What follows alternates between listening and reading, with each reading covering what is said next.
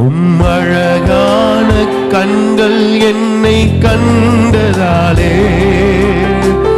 முடிந்ததென்று நினைத்த நான் உயிர் வாழ்கின்றேன். உம் அழகான கண்கள் என்னை கண்டதாலே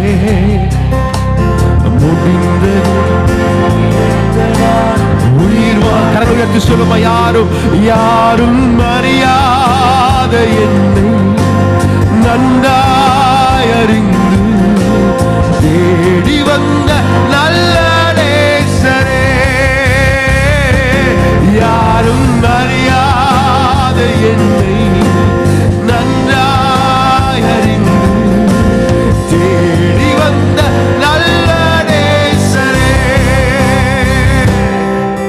உம் அழகான கண்கள் என்னை கண்டதாலே முடிந்ததென்று நினைத்த நான் உம் அழகான கண்கள் என்னை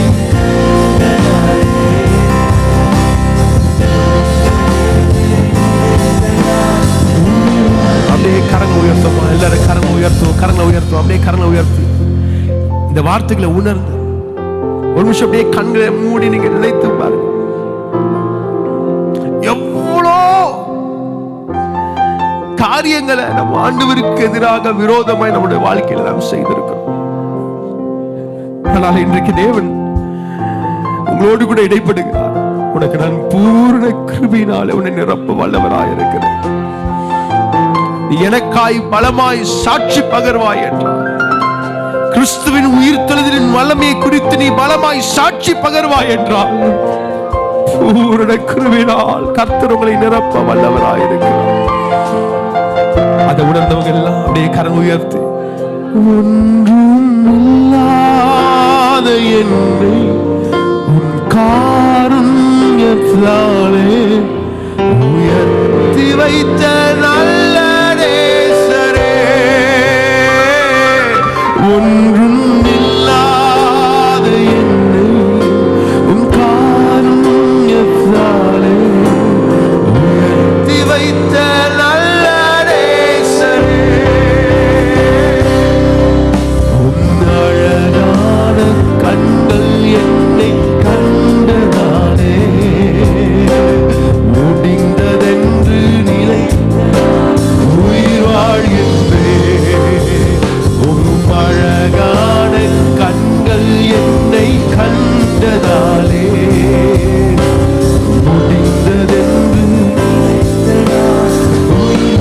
என்று சொல்லுவோம். யாரும் அறியாத என்னை நன்றாய் அறிந்து தேடி வந்த நல்ல நேசரே,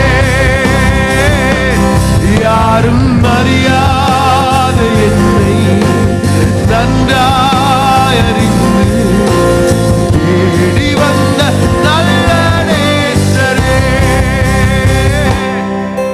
உம் அழகான கண்கள் என்னை கண்டதாலே முடிந்ததென்று நினைத்த நான் உயிர் வாழ்கின்றேன்.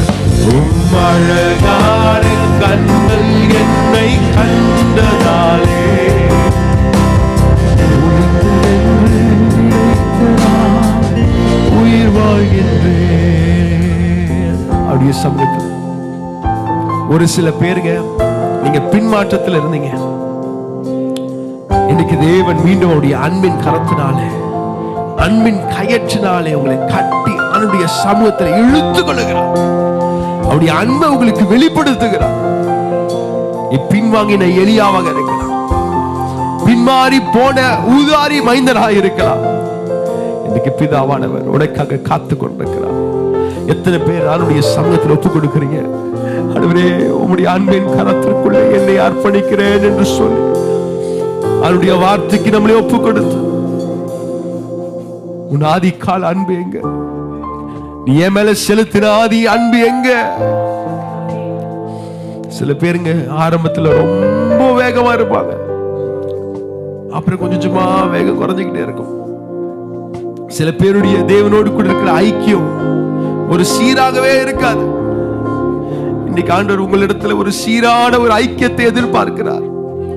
ஒரு சீரான ஒரு ரிலேஷன்ஷிப், ஒரு உறவை தேவன் எதிர்பார்க்கிறார்.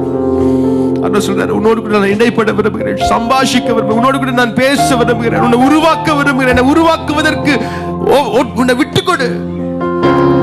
ஒரு குயவன் தன் மண் பாட்டத்தை எப்படி உண்டு பண்ணுகிறாரோ, அதை எப்படி செதுக்கி அதை சரிப்படுத்துகிறாரோ, சீர்படுத்துகிறாரோ, அப்படி உன்னை உருவாக்க விரும்புகிறார். நீ ஆண்டவரை உருவாக்கும்படி விட்டுக்கொடு.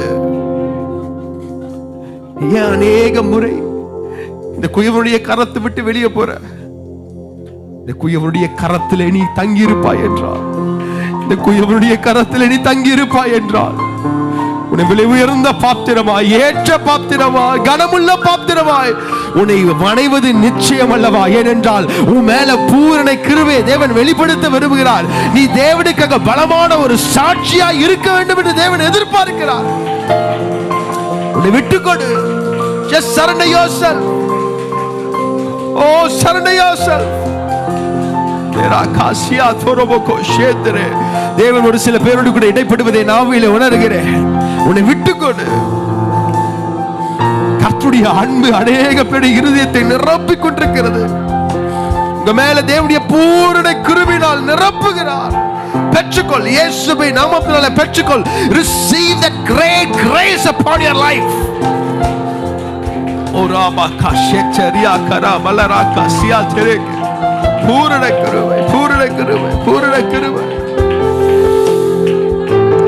ஆண்டவரே, நீங்க அப்படி இடைப்பட்டதற்காக உமக்கு நன்றிகளை செலுத்துகிறோம். இன்றைக்கு உம்முடைய சமூகத்தில் ஒப்பு கொடுத்த ஒவ்வொரு பேர் மேலையும் இந்த தேவனுடைய பூரண கிருபை விளங்குவதாக, அதை உணரும்படி அவங்களுக்கு நீங்க கிருபை செய்யுங்க. கர்த்தருடைய நாமம் மகிமைப்படட்டும். உங்களுடைய ராஜ்யத்தை நாங்கள் உயர்த்தும்படி, உங்களுடைய ராஜ்யத்தை கட்டும்படி இன்னைக்கு ஒவ்வொரு பெரிய கரங்களை நீங்க பயன்படுத்துங்க. பெரிய காரியங்களை செய்யும். அப்படியே